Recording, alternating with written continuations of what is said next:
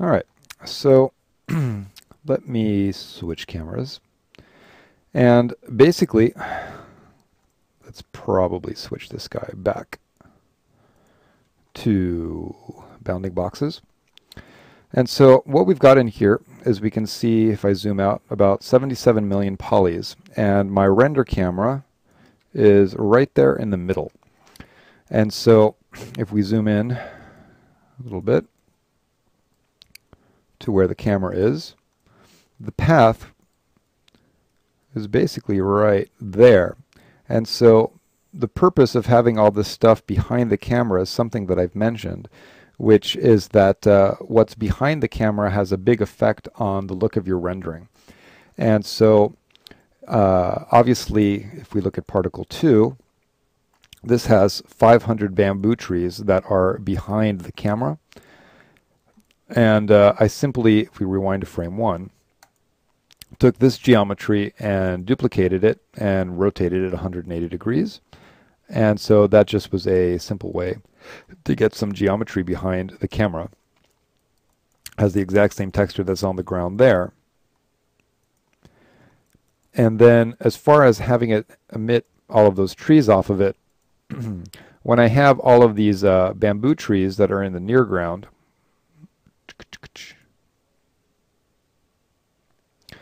that before I added all the trees that are behind the camera, then all of these bamboo trees right here were really bright. And so you could just tell that there was big open sky behind the camera.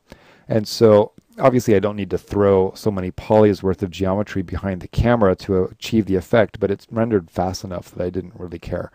I could obviously compensate by having just the terrain geometry and maybe just having some cards behind the camera instead of actual geo. But the point is that it's a good idea to always think about what's behind the camera, what's outside of you. It has a big effect on your eventual render. So aside from that, this geometry, just like everything else, I created in Maya using the Sculpt Geometry tool on a simple polyplane that's subdivided to 100 by 100. You can see that right here. I still have construction history on it. And then obviously this surface has an emitter on it. And we can see if I go to texture emission, texture rate, enable texture rate is on. And here's the simple texture that I painted in Maya to determine where the bamboo trees emit from. And so they're emitting from white. And so I just don't get any bamboo trees emitting off of my path. So really, really simple scene. And I only have 6 bamboo trees that are being instanced. So clearly for more variety, I could have had more trees with different shaders and spent a little bit more time on it, but that's the general idea. And then in the scene, right now you can see on this save, which is Onyx Bamboo 01, I just put little placeholders thinking, oh no, maybe I'll put some little wooden planks going up, but hadn't committed to the idea yet, obviously, at this point. But if we just go to the render view window, let me see if I can find Onyx Bamboo, Bamboo Test. Yeah, so if I go to Bamboo Test 01, so we can see this is one of the first renders that I did. And you can see that it's incredibly dark. And so I have some sunlight that's coming inside here. But the reason it's rendering so dark is I haven't really tuned my final gather settings yet. And so basically the issue is that when you're in the shadows like this with Final Gather, it's very, very important to use your secondary bounces. And so, and also you can see that the reflection on the bamboo stalk right here, or the bamboo shoot, is really, really bright, as is all of these. See, all of these trees inside here just have this really bright reflection on them. And that's because this render is before I put all those trees behind the camera. So if I go to Bamboo Test 02, now you can see I'm starting to tune my settings, and it's starting to get a little bit better. And so in here I can see that I'm getting a lot of speckly noise, and that's the sampling on the MIA material. And so just remember that on your MIA material, if we go to Hypershade, and I grab my branches, by default your glossy samples are at 8. And so basically inside here my glossiness is at 0.2. Like I said, I could probably lower it even further on those bamboo shoots. But the glossy samples at 8 sometimes in certain situations like this just create something that's really noisy, and you might want to increase the samples to something like 16 or 32. Although I would definitely try to get away with not going higher than 16 if you can. But it's a matter of what creates acceptable results in your render. This is definitely a case where unified sampling is beneficial, because with unified sampling you could just leave that at 1 and allow the unified sampling to smooth out all of that noise for you. But either way, we can see that the scene is progressing. So if I go to 03, now you can see I'm getting a much better result as far as bounce light inside of my scene down here. And so what I ended up doing is, let's go and jump to a later save. So right now we're at 01. So let's go to Scenes, Bamboo. So maybe we could jump to Bamboo 03. I can see in here that the file size is increasing a bit. And so the reason the file size is increasing is because in here not only do I have my bamboo, but I must have added something else in the scene. Let's go in here and rewind and hit play. And let's take a look at what I did. Those are my initial 6 bamboo trees. Ah, that's what I did. The bamboo trees that I was using initially were these 6, and you can see that I created 6 more bamboo trees in Onyx that I'm just calling Bamboo B. And if I turn those on and scoot those around, so let's just go in here and spread them out.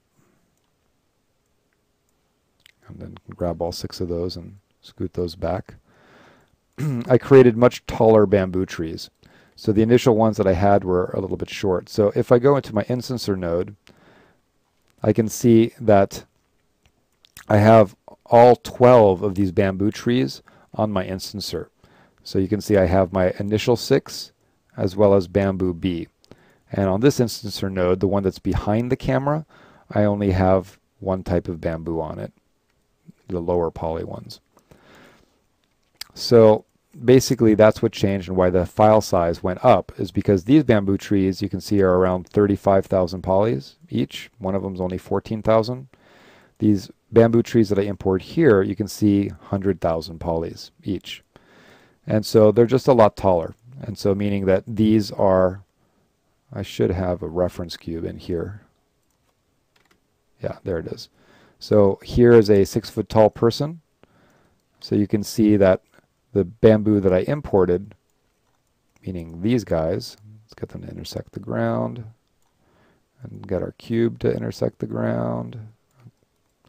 Gives you an idea that these are like crazy tall, like really tall. But it looked cool in the render.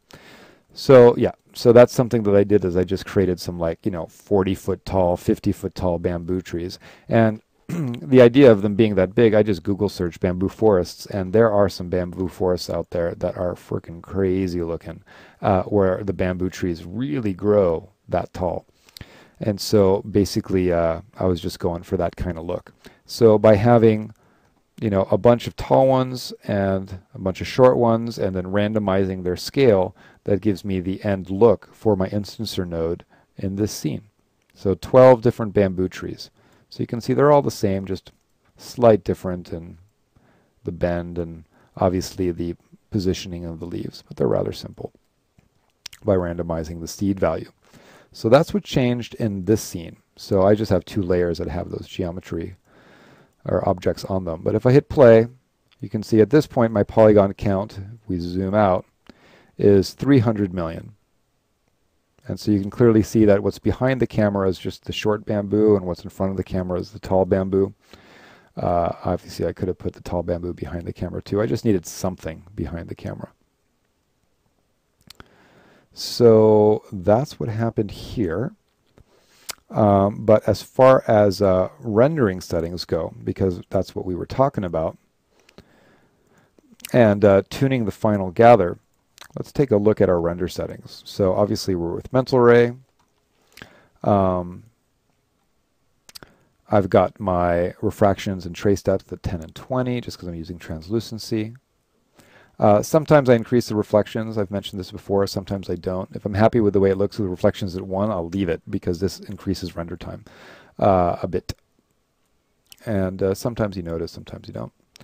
And then under indirect lighting, the main difference in this scene versus all the other ones we've looked at, all the settings are the same, meaning, you know, the filter size, reflections, refractions at 2 and 2, max trace depth at 4. So the main difference is that I have 2 secondary bounces instead of 1. And so I just needed an extra bounce for my final gather to bring more light into the scene.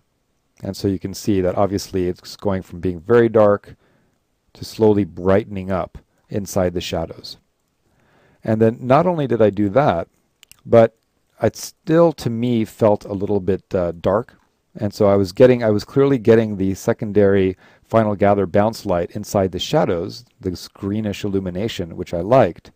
But it still was dark, and a good cheat to use for that is you have your primary diffuse scale and your secondary diffuse scale. And so basically you can take the effect of final gather and dial it down. By default, both of these default to being white. So intuitively you would think that that just means you can make the primary final gather effect less strong by lowering primary, and also for the secondary diffuse bounces, make them less strong. But be aware that you also can make it more strong. And if I go to my primary diffuse scale, I can see I've got a value of 1. That's the default. But if I go to my secondary diffuse scale, you'll see I have a value of 1.5. So I went higher than 1 for my secondary diffuse scale. So with 2 secondary bounces and an increase in value or brightness for my secondary bounces, that helped me get the look that I was going for with the lighting inside the shadows. So if we just go and move forward, Bamboo Test 06, open image, Bamboo Test 07, open image, Bamboo Test 08. Now it's just getting a little bit cleaner. Open Bamboo Test 09. Oh, this is a different point of view of the same exact scene. I just moved the camera somewhere else. And so let's just go in and scrub through here. So again, you can see that prior to changing my final gather settings, what a profound difference it has on the end look of the scene. So when you have an environment like this where no light from the sun is reaching your area, it's just hitting these little patches. Obviously, I had to adjust the f-stop on my exposure node. So even though this is a midday lighting, the sun is relatively high in the sky, and often an f-stop around 9 is good for that. Since we're in the shadows and we want to see detail, if I go to my camera and go to the exposure node, you can see my f-stop's at 4. And so by lowering the f-stop value, the aperture or the opening in the lens gets bigger and it lets more light in. And so the cool effect you get in there is you get more light in the shadows that you can see, and then your illuminated areas that are getting direct sunlight get a little overexposed, and it creates a nice photographic look to your render. So I have a low f-stop of 4, and then my 2 secondary final gather bounces, and then again under render settings, secondary diffuse scale at 1.5. And so that allowed me or helped me to go from really, really dark to bringing some light in, bringing a little bit more light in. So from here to here is probably where I went from the 1 bounce to having 2 bounces and increasing the secondary diffuse scale. And then at this point, I'm just, you can see, adding plants on the ground, just some Paint Effects plants that I'm instancing in. You can see I created this little pathway in the center. That's really the only thing that's changing from this render to this render. And then from here to here, we can see the image gets a little bit brighter. And so this is going to be a later save. And so let's go and let's jump in our scenes to Bamboo 08, the last one. So at this point, obviously, at frame 1, all of my bamboo is in there because I've saved initial state on my particles, because at this point I wanted to render an animation and also render a high-res still. And so like I've told you before, you want to save initial state on your particles so they stay in the same place at frame 1. And then you also want to make a particle disk cache, which is probably in here, Dynamics, Solvers, Edit Cache Settings. And you can see I have a particle disk cache because I rendered a camera move. So I need to keep things consistent. And then you can see I have the instancer for my bamboo, instancer for the bamboo behind the camera, instancer for all the ground cover, all these plants. And then you can see I have a few little plants that I placed manually along the path, just near the camera. I just wanted to fill in a little gap here and there and have a couple plants actually creep into the wooden stair area. And if we take a look at the render settings inside here, this is the render settings for a 4K still, so 4000 by 2250. So I'm at 150, point density of 0.7 and 30. This is way too high. So this could really be 0.4 for a 4K render. Again, 2 secondary bounces and secondary diffuse scale still at 1. And so when we look at the render view and we see the lighting change from this render to this render, then probably what the change is from this one to this one is having 1 secondary bounce versus having 2 secondary bounces. And so we can see we just get more bounce light into the scene. And then this render here, I took the camera and moved it way up there on the path and turned it around and looked the other way, which looks kind of cool as well. So it's this cool little environment, this cool little, bamboo trail set that looks relatively realistic, and it's just a matter of tuning your final gather settings at this point. So again, the shaders in here are ridiculously simple. I have, one shader for the green part of the stalk, one shader for the little gap, one shader for the leaves, one shader for that plant there, one shader for those leaves there, a shader for the ground, a shader for the wood. It's probably 6 shaders in here. Pretty straightforward.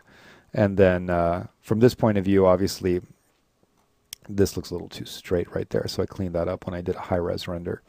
But yeah, there you go. Making a bamboo forest. So the main thing in here, obviously the look of your bamboo and the geometry is very important, and so that's where Onyx Bamboo was awesome to give me some nice looking bamboo. And then the rest of it is just render techniques with Mental Ray, just using physical sun and sky, camera photographic exposure, and all of that stuff. So the next thing to talk about with this scene is just that I did do some 4K stills of it. So if we jump to Photoshop and I open those up, so let me just go to my projects, Onyx, images, let's see, those two are my stills, I believe. Yeah. And I'll just put them in the same document. All right. So here is my final render for the bamboo scene. So this has obviously been tweaked in After Effects. Again, it's a still, but I'm using After Effects for compositing. And so I rendered out my beauty pass. I rendered out a Z-depth pass. I rendered out a fog pass. I rendered out a ambient occlusion pass, and then used a little bit of glow in After Effects and depth of field and color correction. And this is a 4K render. So if we zoom in to 100%, we can see what things look like. So all of this sort of overexposure and underexposure is really neat looking, and it's really just all through that camera exposure node. And then the fact that it's blooming even further, the effect we're getting is a combination of the depth of field, blooming the highlights, a glow node in After Effects that's also causing the highlights to bloom. Yeah, and then if we scroll around, we can see the depth of field. So the focal point is obviously back there. We can see this area that's in sunlight really getting overexposed and hot. So I had that in my render like I showed you. I just exaggerated it in After Effects by blooming the highlights even more. Again, I do think that my bamboo shoots are a little too shiny, and it definitely would look more realistic if I threw a texture on them, because it's just a solid color shader right now. But you know, from a distance, it looks kind of neat. So I think anybody who would look at this and try to figure out, you know, is this a photo or not, would probably immediately catch on to the way the bamboo shoots look right there. Look right there. The fact that they don't have a texture. So that's something that I should fix. But either way, that's this render. And then if we go to the other point of view, same thing we saw. I added a little bit of fog in the scene, so we can see back here there's a little bit of fog in there. I've got my little bit of light rays that are hitting this, which are rendered in Maya with volume primitives. So those light rays are 3D created. And then my focal point is back there, just because when I put my camera here, I didn't take the time to, I should have, but I didn't take the time to make some copies of my little plants and fill in some of these kind of dead spots. And in this area, you know, it just looked a little empty. So by putting it out of focus and blooming it a little bit, or overexposing it a little bit, kind of makes it work a little better. And having the focal point for my depth of field be back here helps me cheat it. So we can see that this is the area right there that's in focus. But, you know, it looks pretty believable. So we'll take a look at the After Effects comp. Before we do that, if we just jump in Maya again, let's see if there's anything else to talk about. So we talked about the bamboo, having stuff behind the camera. Ground cover is kind of obvious. There's my pathway, which is this poly surface. So if I hide my instancer stuff for a second and switch to another camera and then grab that. This is the geometry for the path, and for this I just created a cube, as you can see. So I created one little stair, you know, beveled the edge on it. And then I animated that cube. So just animating from here all the way down to here. And so, and basically by animating it, I can then use anim sweep. So under animation, animate, create animated snapshot. Sorry, not animated sweep. So that if you animate an object, this will create a snapshot or a copy of that object however often you want. So I can say make a copy every 0.7 frames of the animation, which is probably what I did in here, because that's the last time I used this tool. Or you can say make a copy every 2 frames of the animation. So here you can see it was 80 frames, making a copy every 0.7 frames. So I probably end up having about 100 of these things. And then once I had all these copies, I have a randomizer script that just randomizes the transform node. So that's what I used in here on these little cubes, so to make them look all a little offset from each other.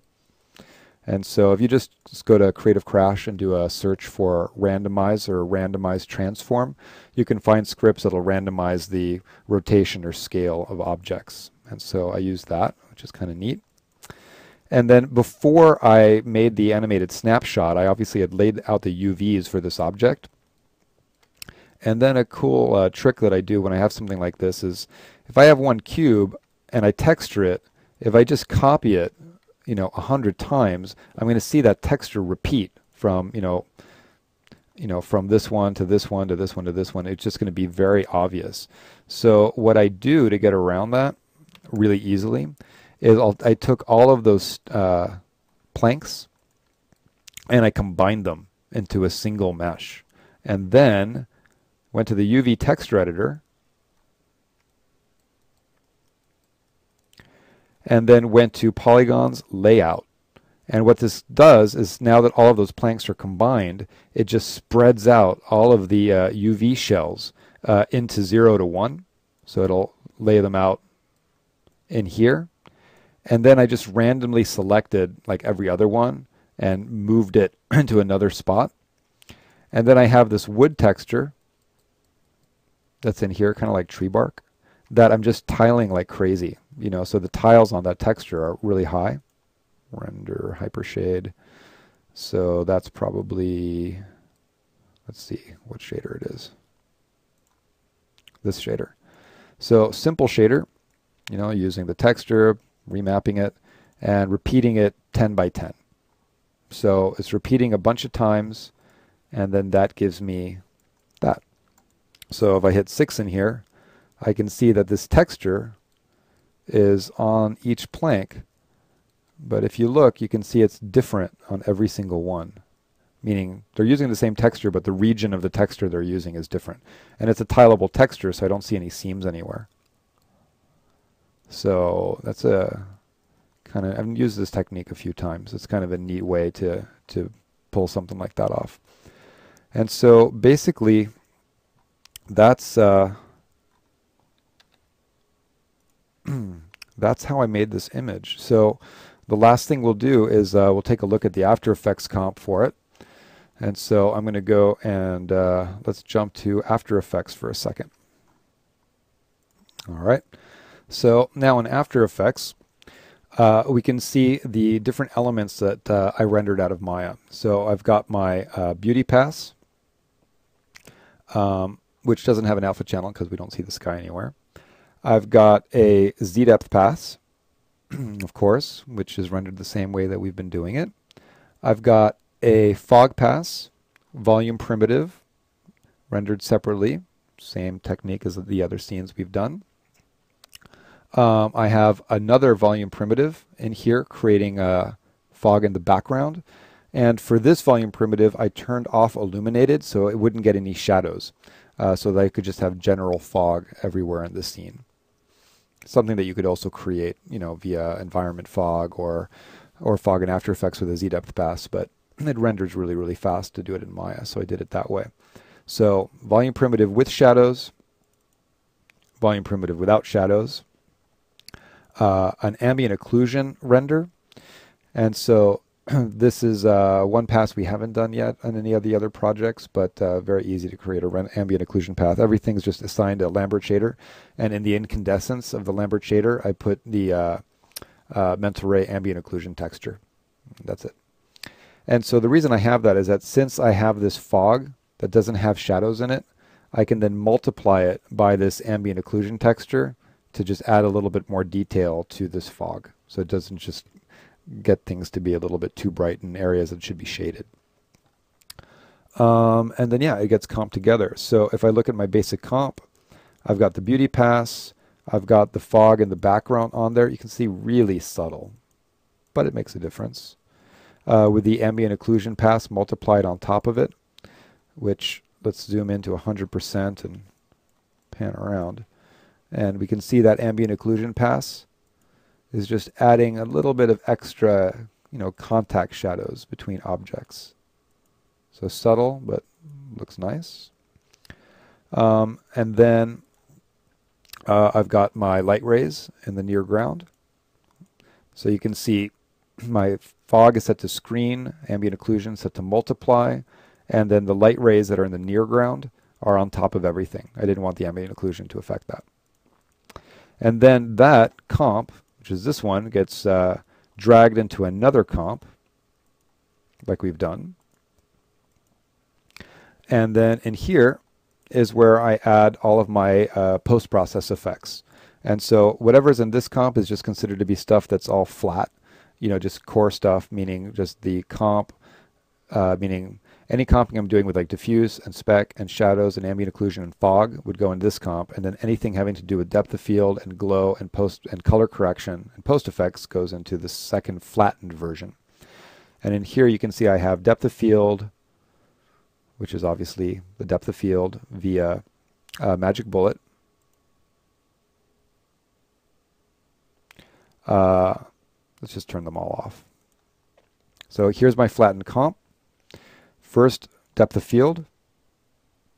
So we can see that things in the near ground get a little blurry, and things back there are in focus. Then a glow node, which you can see is taking the highlights and just blooming them just the smallest amount. So let's go in here and we can see glow. So glow off, glow on. That glow node, again, is the sapphire lighting glow. So it's awesome and I use it all the time. There are other ways to do glow, so if you don't have sapphire, it's easy to replicate. And then by fit, I also have a Magic Bullet look. And so this is adding some edge blur and a little bit of chromatic aberration, just a little. But that extra edge blur on top of the depth of field, I felt just helps, bringing your eye to the center. And then the final one is a color grading look, which is just changing the overall contrast and blooming the highlights a little bit further. And that's my final look for this bamboo scene. And so if we switch to the other point of view, which is going to be in here somewhere. Let me go to Projects, Onyx, Bamboo B.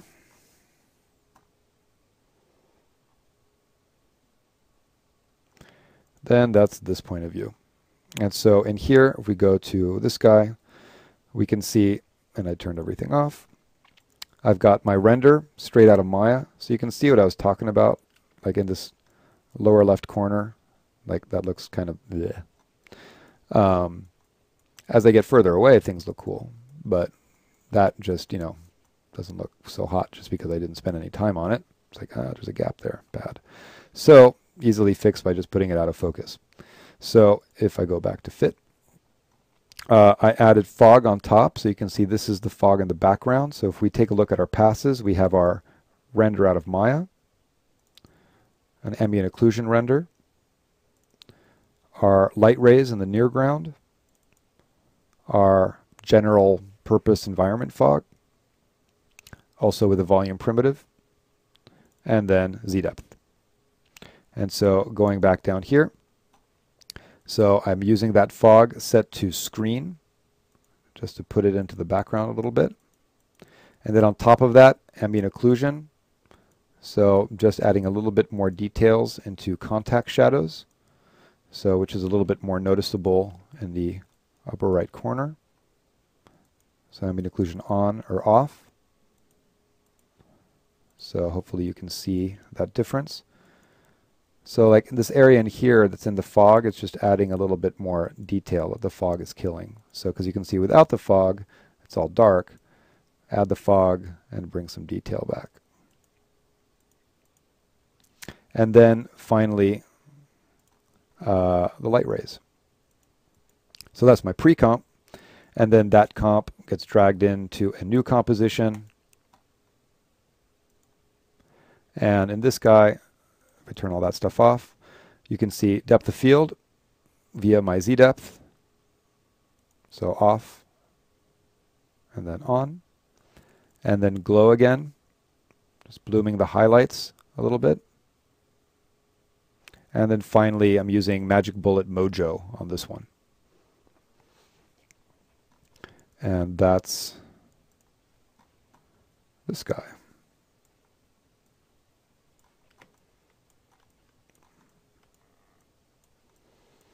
Alrighty. And then obviously all this stuff in the near ground now looks a hell of a lot better. So, because, you know, if you compare, let's go inside here. If you compare that, and let's go to 100%, to that, that looks kind of goofy. So now it looks a lot more realistic. So just through depth of field and blooming highlights and stuff like that, which is really cool. All right, so that's pretty much our bamboo scene.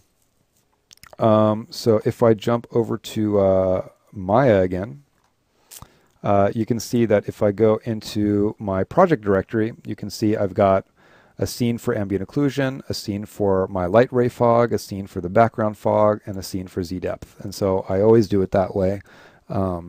Lots of different ways to dealing with rendering things in layers and in passes. I just like to have scenes that are set up. So if I need to tweak my fog, I can just jump to this scene and it's good to go, ready to render fog, and I can make adjustments, and it just makes my life a little easier. And so for the ambient occlusion one, just since we hadn't done that before, I'll just show you in Hypershade the shader that's assigned to everything. So or rather, not those leaves, to this stuff. Yeah. So this is my shader. So this Lambert is assigned to everything. The color is black, and then for the incandescence, I mapped the MIB ambient occlusion node, which is under Mental Ray Textures, I think. Yeah, MIB amb occlusion. And that just gets mapped to my Lambert incandescence. And that gives me my ambient occlusion pass. And for that, the only thing that I did is I increased the spread from 0.8 to 1.2, increased the samples to make it a little smoother, and increased the max distance. By default, the max distance is 0. Where it tries to figure it out for you, and I just increased that to 15. Give me the look that I wanted. This kind of like, you know, how far away it's calculating ambient occlusion. And that's the ambient occlusion scene. While if I go to one of the fog scenes, and switch cameras, and let's turn off our instancer for a sec and find my volume primitive. You can see that's the volume primitive that's creating the background fog, while this right here is the volume primitive creating the light rays. So the light rays that are near the camera are this volume primitive, and the background one is this one. So this one, if I look at its shader in Hypershade, has illuminated on, which means it gets shadows, while the other volume primitive has this shader, which has illuminated off, which means it doesn't calculate shadows. So it's just going to be bright and everywhere, which is just two different ways to deal with your fog. And there you go. So that is how I created this bamboo scene. So we've talked a bit about, let's just jump to Photoshop. So we've talked about bamboo with Onyx. We didn't get super anal about going over all the settings in Onyx because it's relatively easy and straightforward. But hopefully you get the idea of how to render bamboo and a couple tips for final gather and compositing. And there you go. So, all right. So we still have more to talk about, and but that wraps up bamboo. So the next thing we're going to talk about is, now that we've talked about pretty much all of the different Onyx programs, we've talked about Onyx Broadleaf, we've talked about Onyx Conifer, Onyx Palm, and Onyx Bamboo. Again, I mentioned at the beginning that Onyx Grass and Flower I don't really use. You know, I can launch Onyx Grass real quick, just so you can see that if I go in here and just go to Open Grass and go to the Grass library, if you look at what it creates, you know, meaning what the library looks like, all of this stuff is so easy to create with Paint Effects that I don't bother using Onyx for it. And so I think that the library gives you a good idea of what's possible. So all of these settings in here to like create patches of grass, I don't need because I use the instancer and create my own little grass patch with paint effects. And then, you know, these taller plants that we have in here, like these cattail plants, you know, those are kind of cool. I could maybe use one of those. So I just haven't needed a cattail plant yet. And then Onyx Flower, if I open this up, creates some pretty cool flowers, but let's go inside here. So you can see we've got a few different types of flowers. Let's just grab this one. But the thing with Onyx Flower is that the geometry is crazy heavy. So if you were going to, let's go to export OBJ count. That's 32,000 polys for one flower. So if you're going to do a render where you have, you know, one or two hero flowers right up to camera, then Onyx Flower is useful. But if you're trying to create a field of flowers, then it's kind of overkill on the polygon count, in my opinion. And also, it's still an early version for Onyx Flower, and the geometry that it makes is kind of broken when you import it into Maya. You have to start like combining objects and welding seams on the flower petals. And so for that reason, that's another pretty good reason of why I don't use Onyx Flower. So it's cool. You know, there's a lot of neat flowers in here, but if you kind of know anything about the kind of stuff I usually make, flowers aren't a big part of it. Not that I'm anti-flower. I never thought I'd be doing this stuff, this much nature stuff before, so one day maybe I'll be really into flowers. But either way, so Onyx Flower, my main issue with it is the geometry is really heavy for what it is, and there's a lot of cleanup you need to do to the geometry when you get into Maya, and that's my big problem with it. I can just as easily make flowers that look like this in Paint Effects. So I'm just jumping around and opening different things. So you can see that, like, you know, this one in here, like those leaves aren't really all that great looking, and the flower petal, it's so simplistic and heavy. So Onyx Flower, I look forward to what they're going to do with it in the future, but I think it just still needs a little bit of work. So that's why we don't really get into grass and flower. I figured I might as well mention it. But that pretty much covers all of the Onyx tools. And so the last thing we're left with is I want to talk about mental ray proxies. And so we haven't talked about that at all on any of the DVDs yet. And if you need to go, on my machine with 12 gigs of RAM, if I need to go over 700 million polygons, I need to switch to proxies. And with proxies so far, the most I've tried to render is 12 billion polys, and it rendered without a problem and only used half my RAM. So let's move on to mental ray proxies, and that's it for Onyx Bamboo.